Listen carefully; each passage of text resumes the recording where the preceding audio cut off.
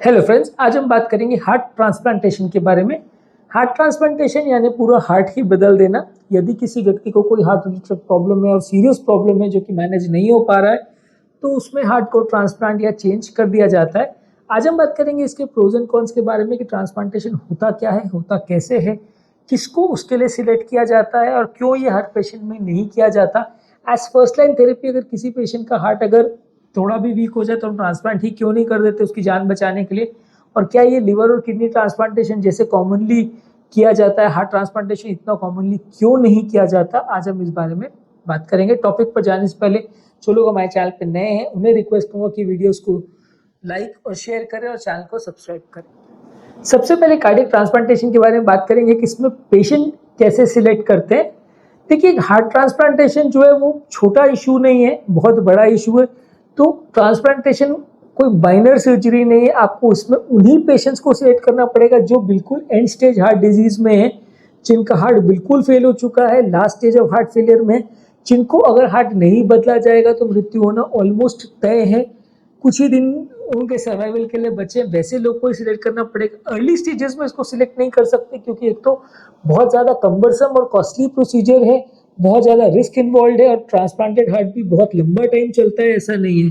अगर माइल्ड या moderate heart failure में आपने पेशेंट का ऑपरेशन कर दिया तो माइल्ड मॉडरेट हार्ट फेलियर के साथ पेशेंट वैसे 25-30 साल आराम से निकाल सकता है। मेडिसिन के साथ कई बार हार्ट पूरा नॉर्मल भी हो सकता है। जबकि अगर पेशेंट को आपने ट्रांसप्लांटेशन कर दिया तो उसके बाद उसका 10 साल सर्वाइव करना नहीं करना वो 50-70% से ज़्यादा पॉसिबल नहीं है। माना ही जाता है कि ट्रांसप्लांटेड हार्ट के साथ आदमी 70% केस में 5 साल तक लगभग जी पाता है। इसलिए ट्रांसप्लांटेड हार्ट के साथ आदमी लाइफ टाइम जी सकता है और कभी कोई तकलीफ नहीं आएगी, वैसा नहीं है। इनफैक्ट किडनी ट्रांसप्लांटेशन के कंपैरिजन में भी हार्ट ट्रांसप्लांटेशन के रिजल्ट उतने अच्छे नहीं है।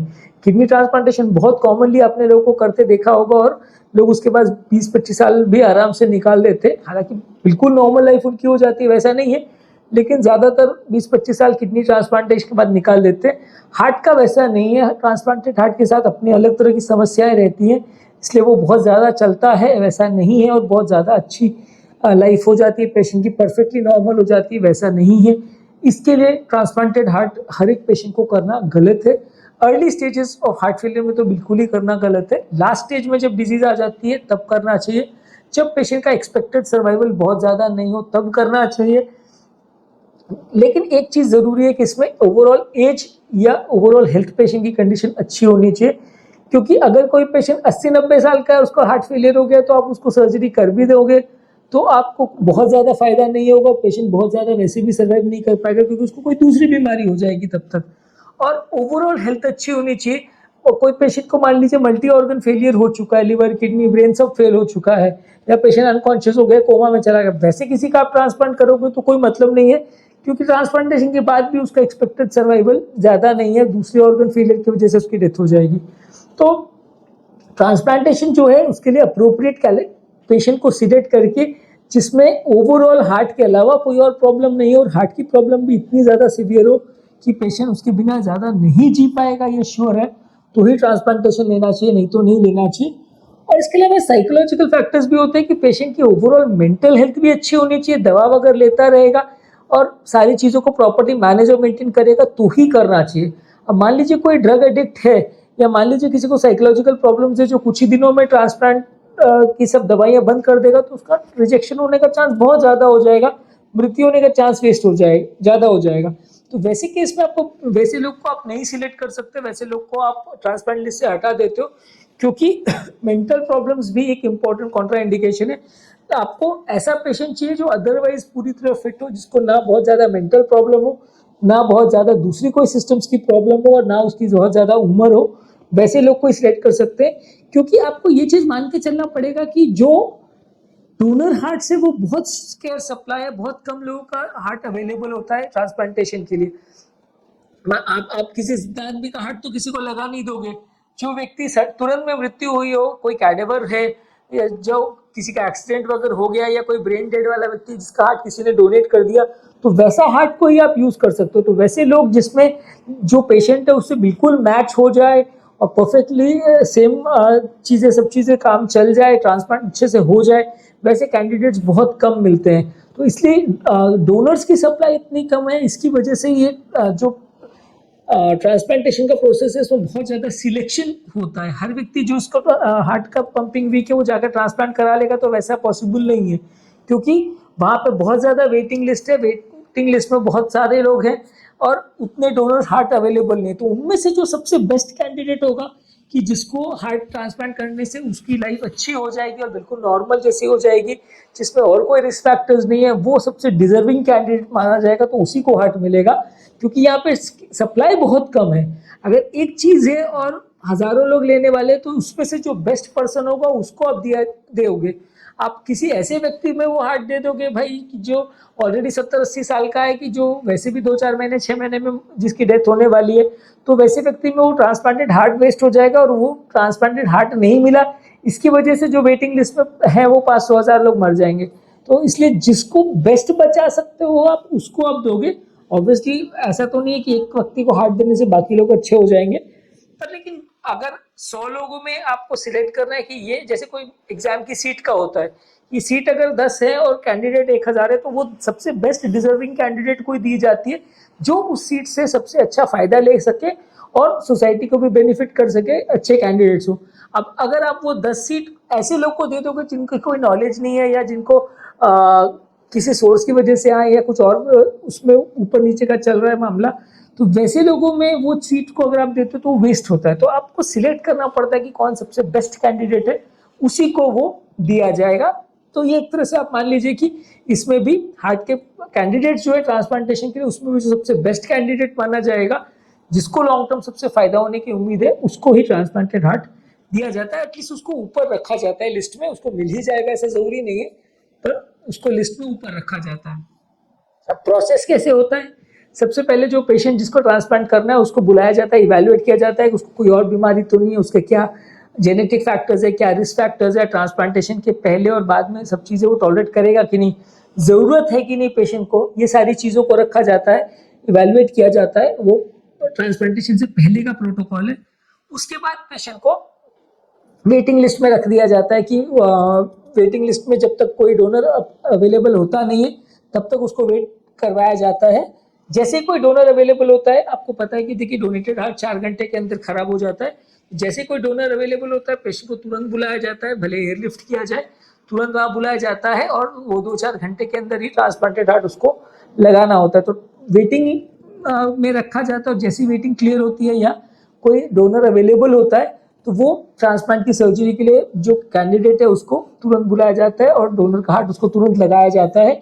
ट्रांसप्लांट सर्जरी के दौरान पेशेंट का खुद का हार्ट जो है वो निकाला जाता है, बड़ी नलियों के लेवल पर कट कर दिया जाता है और हार्ट को वहाँ पे सूचर कर दिया जाता है, सिलाई कर दी जाती है, और उसके बाद पेशेंट को लगभग हफ्ता 10 दिन हॉस्पिटल में रखा जाता है। सब चीज़ फैक्टर स्टेबल है, हार्ट का कोई इमीडिएट रिजेक्शन वगैरह नहीं हो रहा है, कोई कॉम्प्लिकेशन नहीं हो रहा, कोई क्लॉटिंग नहीं हो रही, कोई प्रॉब्लम्स नहीं हो रहे, तो फिर पेशेंट को 10-15 दिन के बाद डिस्चार्ज कर देते हैं। ज्यादातर आउटकम सर्जरी के काफी अच्छे हैं, ज्यादातर लोगों को अच्छी सर्वाइवल मिलती है।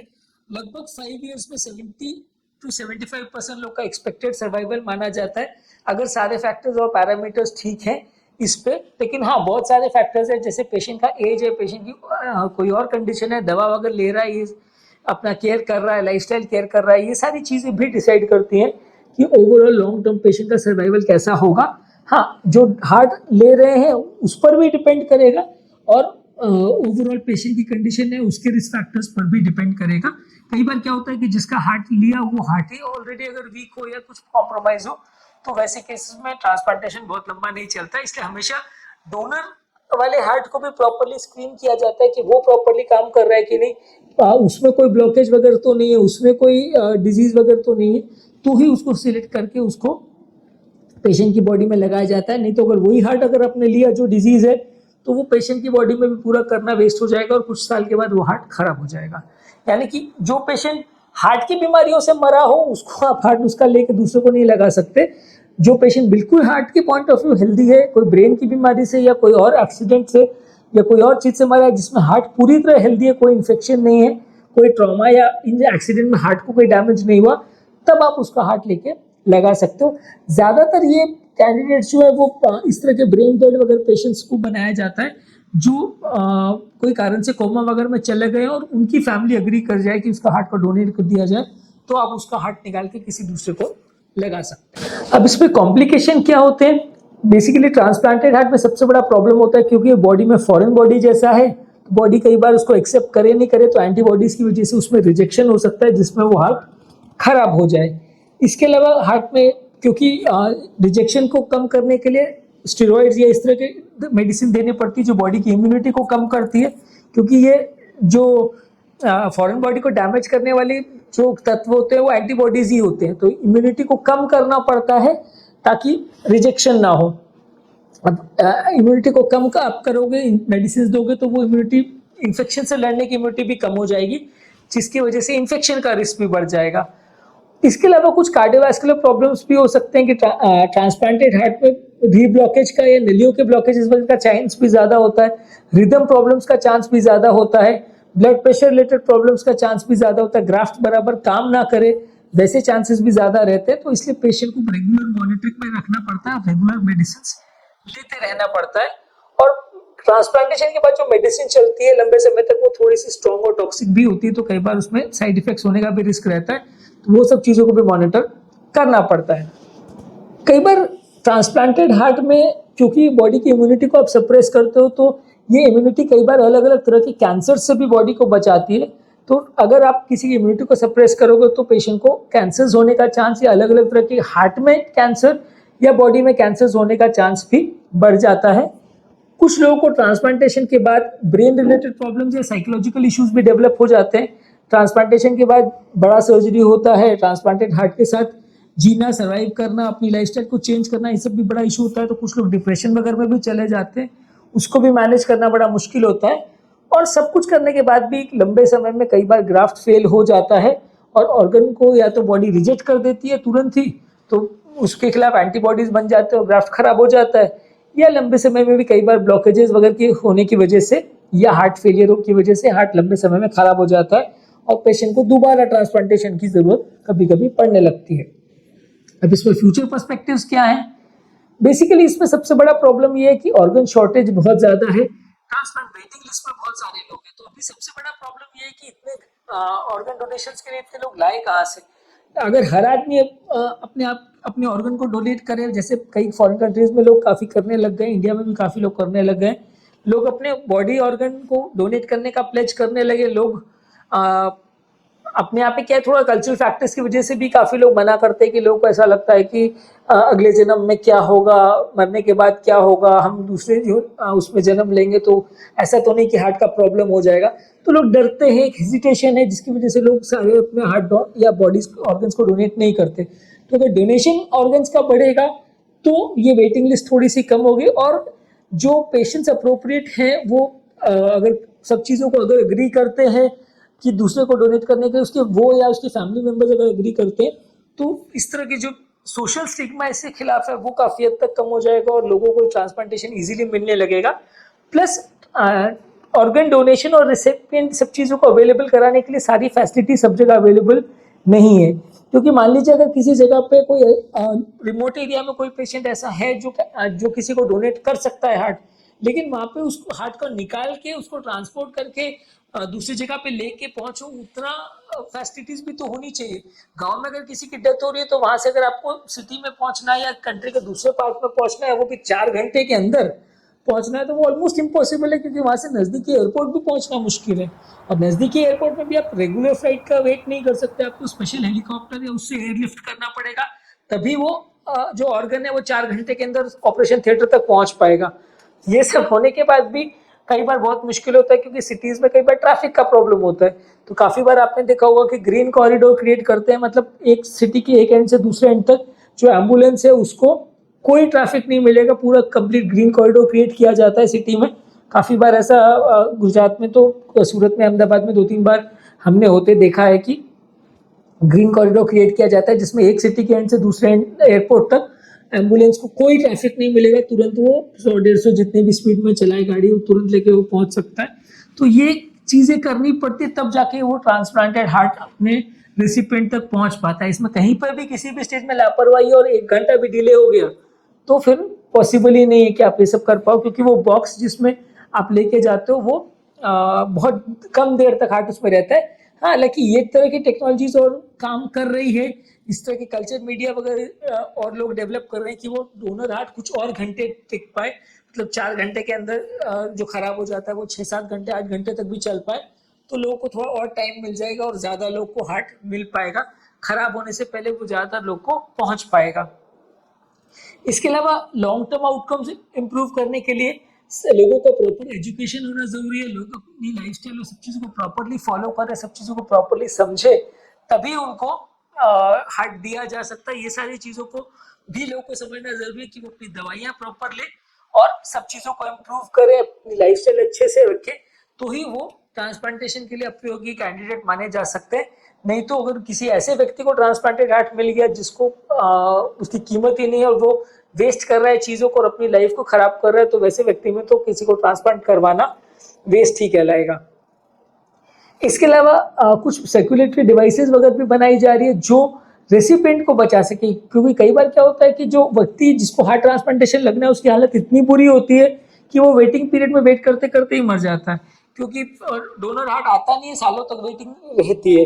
तो वैसे केस में असिस्ट डिवाइसेस वगैरह आती है जो उसके हार्ट में आप लगा देते हो, तो वो हार्ट का काम करती रहती है, ताकि पेशेंट को जब तक ट्रांसप्लांटेशन के लिए हार्ट नहीं मिल जाए, 1-1.5 साल तक अगर वेटिंग भी अगर है तो वो उसका काम चल सके। तो ट्रांसप्लांटेशन के लिए जो वेटिंग पीरियड है उसमें कुछ मैकेनिकल सर्कुलेटरी डिवाइसेस और आर्टिफिशियल हार्ट्स आते हैं, वो पेशेंट की मदद करते हैं और पेशेंट को ट्रांसप्लांटेशन तक जीवित रखने का काम करते हैं। तो उसमें भी काफ़ी टेक्नोलॉजी पर वर्क चल रहा है और आर्टिफिशियल हार्ट्स कंप्लीटली बनाने पर भी काम चल रहा है, पर वो इतना ईजी नहीं है, क्योंकि हार्ट इतना सेंसिटिव ऑर्गन है कि अगर आर्टिफिशियल आप प्लास्टिक का या ऐसा कोई मटेरियल का हार्ट अगर बनाते भी हो तो वो पूरी तरह अच्छी तरह से वैसा काम नहीं कर पाएगा जैसे नेचुरल हार्ट कर सकता है, बॉडी उसको तुरंत ही रिजेक्ट कर देगी। पर इस पर काम काफ़ी चालू है, मेटालिक हार्ट्स पूरी तरह से बनाए भी गए थे पर ये लंबे नहीं चल पाते हैं, पर इस पर काम चालू हो सकता है फ्यूचर में ये और डेवलप हो पाए कि एनिमल हार्ट्स को आप इंसान में लगा सको। कुछ साल पहले भी पिग हार्ट को इंसान में ट्रांसप्लांटेशन करने की सर्जरी हुई थी सक्सेसफुली, तो जीनोग्राफ्स पर भी वर्क चल रहा है।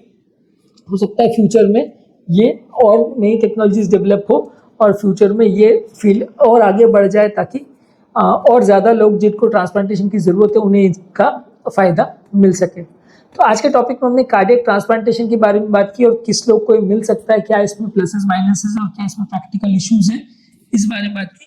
जो लोग हमारे चैनल पे नए हैं उन्हें रिक्वेस्ट करूँगा कि चैनल को सब्सक्राइब करें, वीडियोस को ज़्यादा से ज़्यादा लाइक और शेयर करें। जो लोग हमारे चैनल पे हार्ट फेलियर और हार्ट अटैक के बारे में वीडियोस देखना चाहते हैं तो उनको रिक्वेस्ट करूंगा कि हार्ट फेलियर के प्लेलिस्ट पर हमारे चैनल पर जाएं, आपको हार्ट फेलियर के मैनेजमेंट और दवाओं के बारे में काफ़ी वीडियोस मिल जाएंगे। ट्रांसप्लांटेशन संबंधित भी हमने ऑलरेडी 1-2 वीडियोस किए हैं, आप उन्हें चेकआउट करिए, आपको काफ़ी कुछ नया सीखने को और देखने को मिलेगा। Thank you.